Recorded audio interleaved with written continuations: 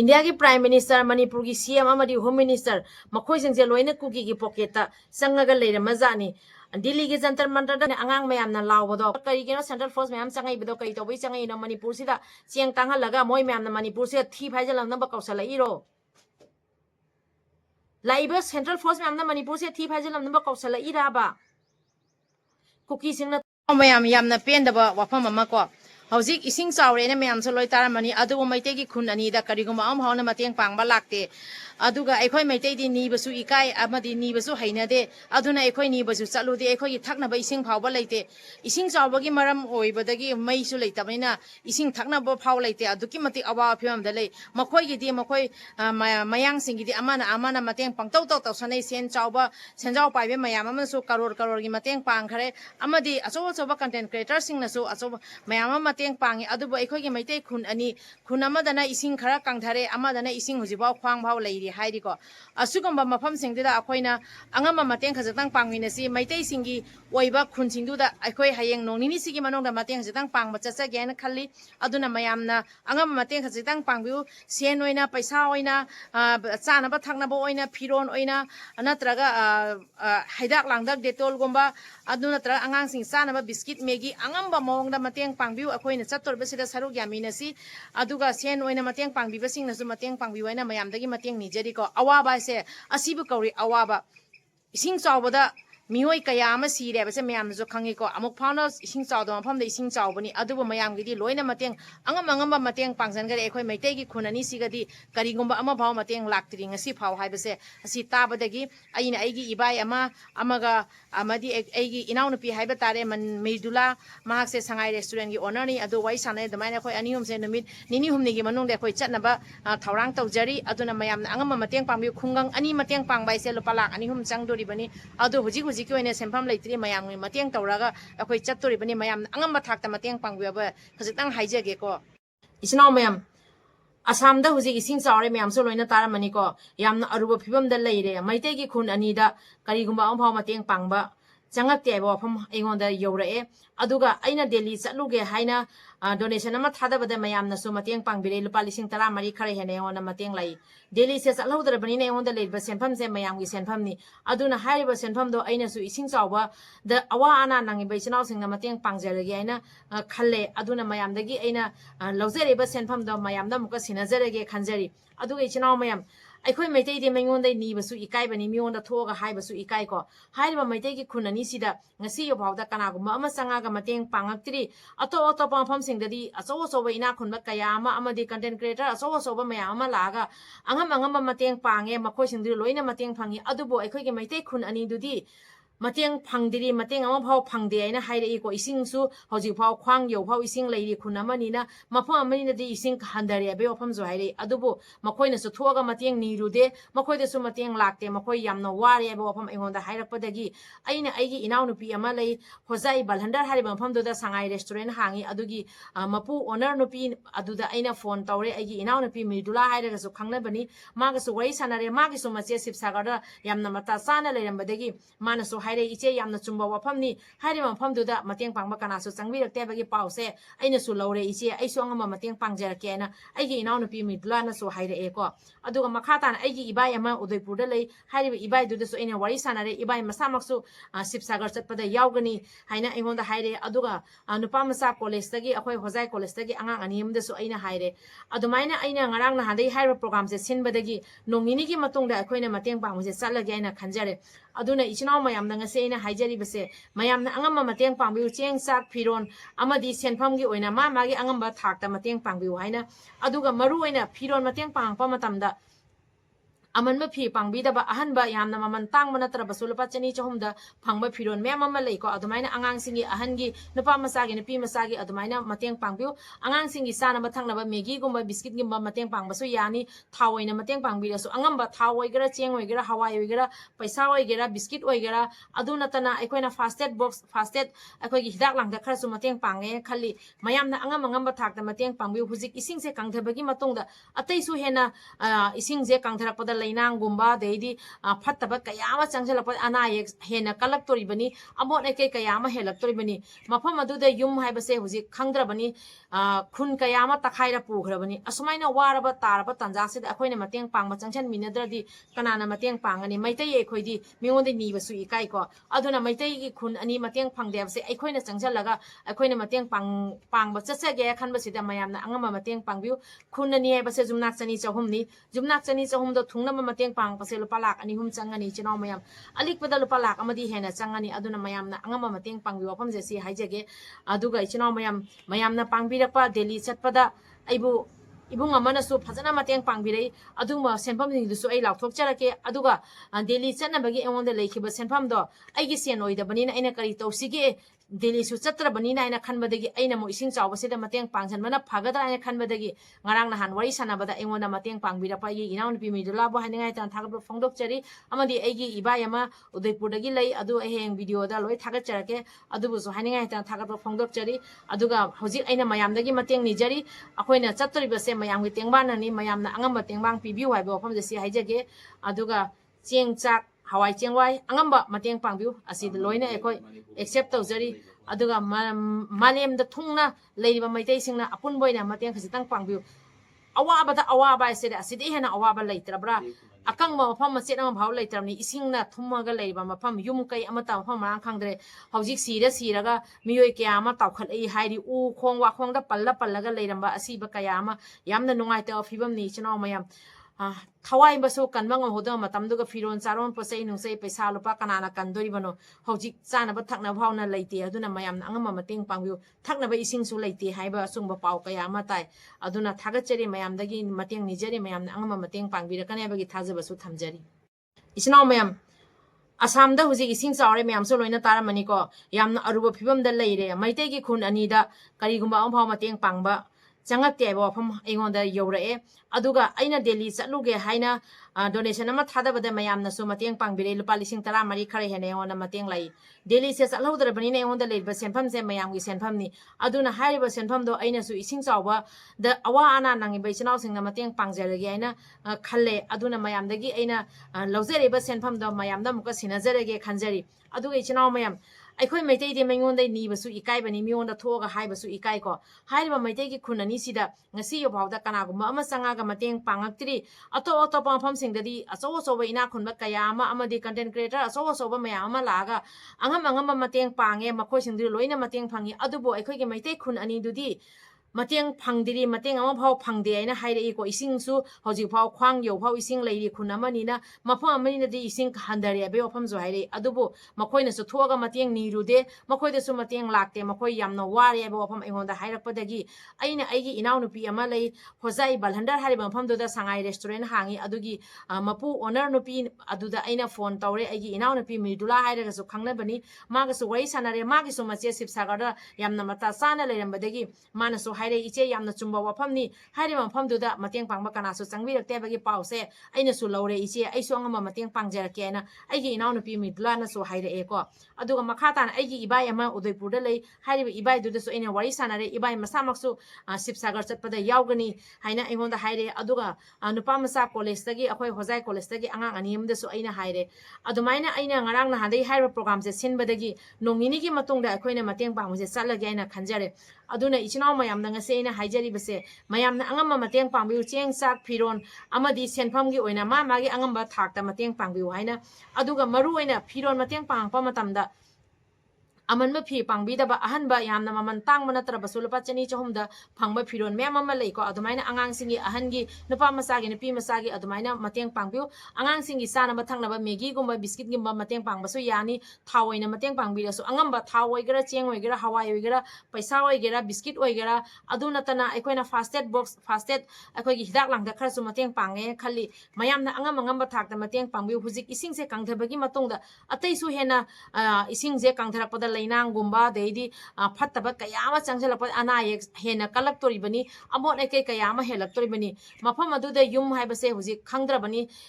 khun kaya ama takhaira pughrabani asumaina waraba taraba tanjase da akoina mateng pangma changchan minadradi kanana mateng pangani maitai aikhoidi mingonde nibasu ikai ko aduna maitai gi khun ani mateng phangdebse aikoina changjalaga aikoina mateng pangba chatsage khanbasida mayamna angama mateng pangbiu khun ani haibase jumnak chani chahumni jumnak chani chahum do thungnama mateng pangpase lupa lak ani hum changani chinaw mayam alikpada lupa lak amadi hena changani aduna mayamna angama mateng pangbiu wafam je si haijage aduga chinaw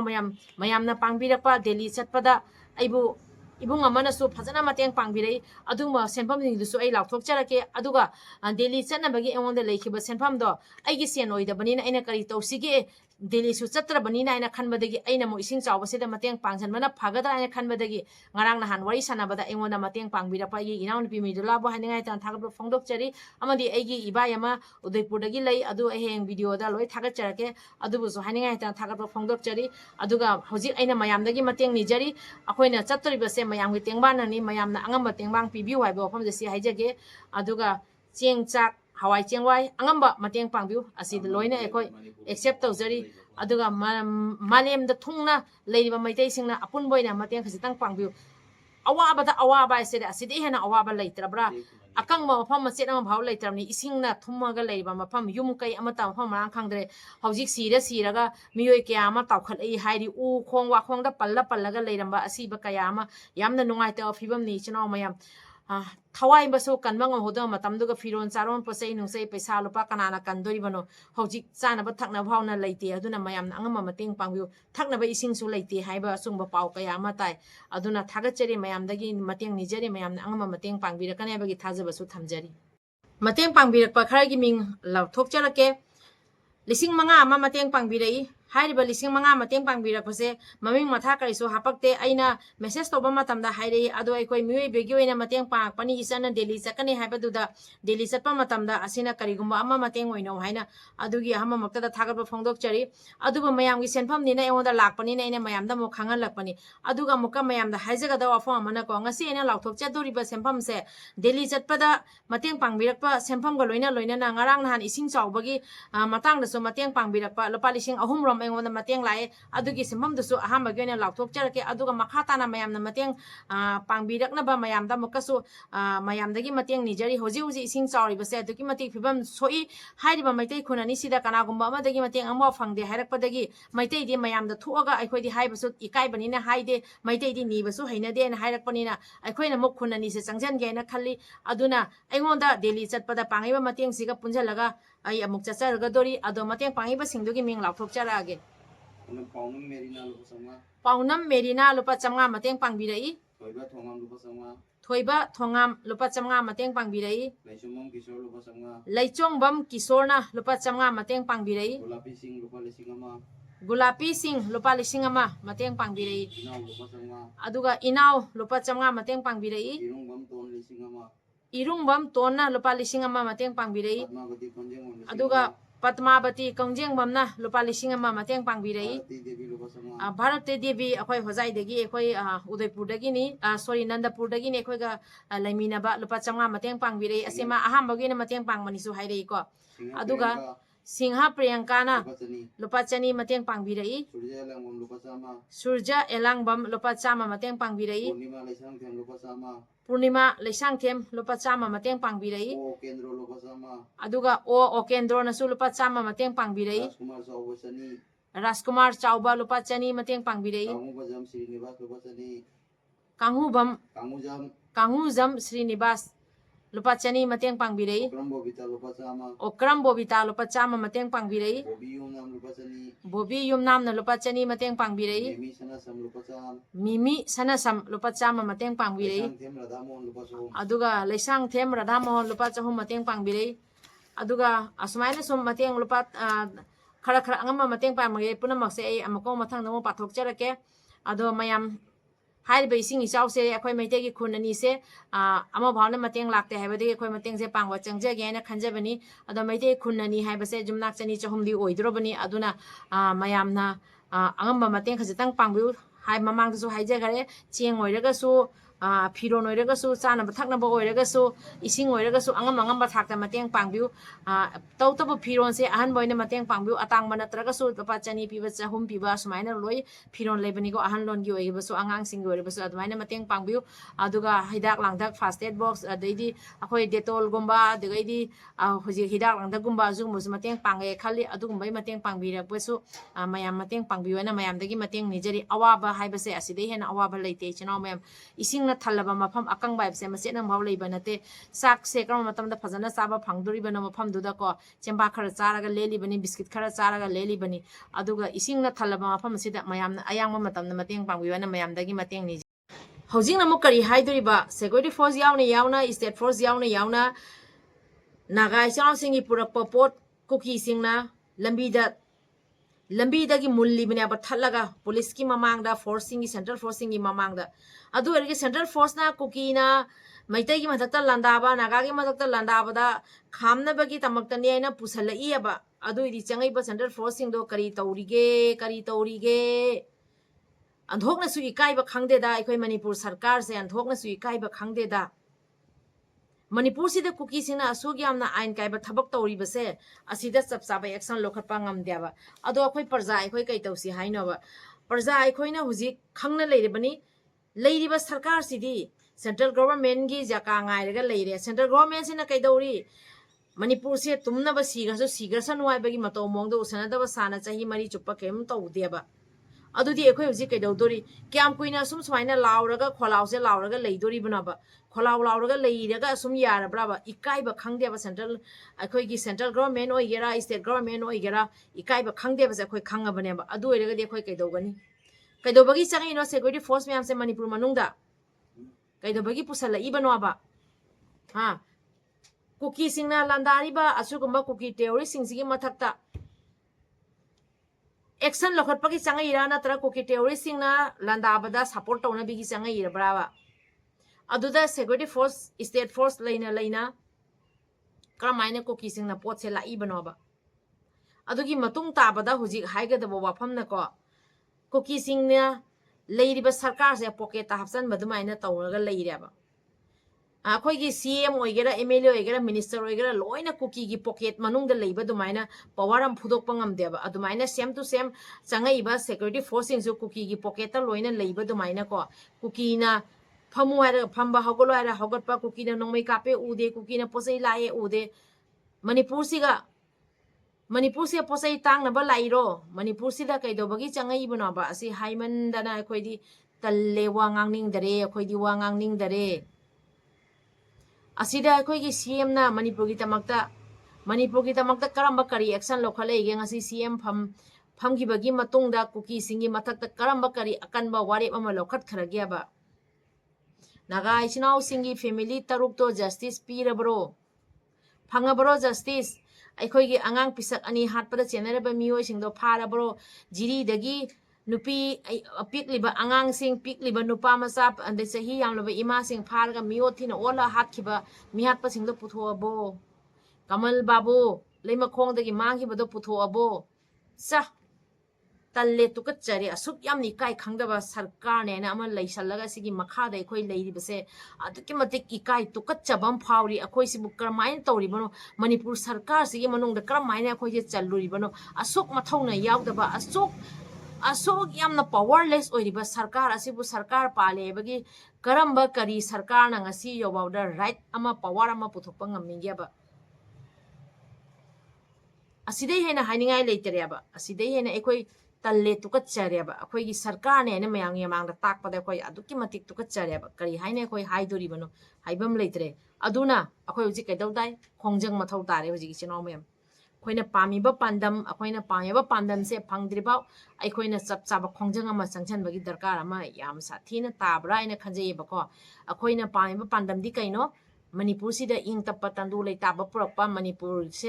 Manipur हाइबा Manipur से हाना करमाइना Laramie इपा इपु हाक्तक तैबदो हाक्तक अदुमाइना लेबा मणिपुर की ngमखै काइबा यारोय अखोयना पामजरिबा से शांति एबा शांति से सी पामने अखोयगी पांदमदि असि खक्तनी अदुना अखोय हुजि कैदौसी हाइबा नै चिनाव मयम मणिपुर की सरकार की वारी दी तो तल्ले तो कच्चरे ngangningdare Manipur ki sarkar na khoi parja sigi aphaba khanba tardi parja se karamaina karama mong da leide na khanba targadi ngasi asumaina mikap mira khona thanlaga Manipur sida ngasi nongma khaktana cookie singna toning ba tori base ngasi yo phawda sap saba makhogi mathakta action lokhattabadagi cookie singna CM su pocketa hapchale central force su pocketa hapchale state force su pocketa hapchale Manipur ki sarkar se kaisum na tiana cookie singna moy khawda hapchalaga loina thammeba sidi hena hainingai lete aduna Manipur kandori base aikhoi kandori bani ibung yupai chinau ima Manipur praja mayam sina kandori bani aduna tana kanasu thokla roi base asi akhoi haimi khangminasi base madoi akhoi gi leriba Manipur sarkar sina kaino central government jaka ngare central government na khali basina kaino Manipur manu da sining ba si raso kaisum parwa leite kaisum mawala de chahi mari sure tasana dra leisin loi re chinau mayam hojik phawna ngai gi se hairibra Jibana ngai gi se hari braba changi ba central force me amda kaido ba changai banaba national highway 02 jiribam road ta tawri ba thabak ne ba si je ko ukhul district manu amda don da lak pa da tawri ba ne ba ko oji ko ki se na ko blockade tawsale loire phajare phola sare phola ai ba do khangbro phola sare amisa ichinaw mayam chingse amisa na yengani haina amisa na haigar mani home minister amisa hana ko aduna aikhoi gi XCM paung birena panma matamda tampak se ma yengo hill area se aikhoi home minister na yenga gaina adu oiraga di ngasi home minister na ching yengna kramaina ching siga asuk yamna ain kai ba thabak tawrai bina ching dagi nomai ka paga ching dagi bom thadaraga ching dagi gari thatlaga ching dagi ngakta hujik tawrai ba mayam se kanana tawhali bano aba home minister amisana ching se yengani na hai gi bani aba aduga ngasi chingda ain kai ba thabak asuk yamna tawri base kanana tawhali bano home minister amisa hujik kadai changkharage kai to kharage aba kari gino cookie singi mathakta chapchaba action lokhat pidri se kari gino aba aikhoi gi home minister na thamgi ba wafam do hujik kadai da changkharage sini da home minister na hari ba wafam se hai gi bani aba ching se home minister na yenga ge haina ichnaw mayam so khangori ba natra home minister amisa na hai gi ba do aduga ngasi home minister amisa na ching se yenga ge hairaga chingda ambush tawraga hatli aba driver ambush tawraga hatli aba driver maran lejedraba driver de ambush tawraga hatli ngasi aikhoi na gai chnaw singi posei pusalakda cookie singna lambi gari thatlaga moli central force yauna security force yauna chingda asuk yamna ain kai ba thabak tawriba ngasi ba pobi plantation tawbase leptri chingda adu eregi de home minister amisana ching se ma yengage hairi base asi me amse kanana tawhali bano asi home minister da aikhoi na taina doribra natragana asi home minister na loina tawhali bara karino khoi gyan menam tadre aduna wafam se muka hangjarak paneba home minister amisana ching se yengani aina masamang na haikhra bani aikhoi gi XCM pabung birena panma matamda tampakta aikhoi gi Manipur sarkar na tampak se yengo aduga home minister na ching yenga gi haigi bani tampak romda di nongphaw sumaina ain kai batham ambhaw tawba leite posai munba lakpa khotpa se ambhaw leite ba ko adubu ching da gi ngasi baw leptri adu erege di kanana tawholi ban home minister amisana ayaba piraga cookie singda noi tawning ba tawro aina thadok padai cookie singna ngasi tawning ba tawri brai ba se wahang amoina hangjage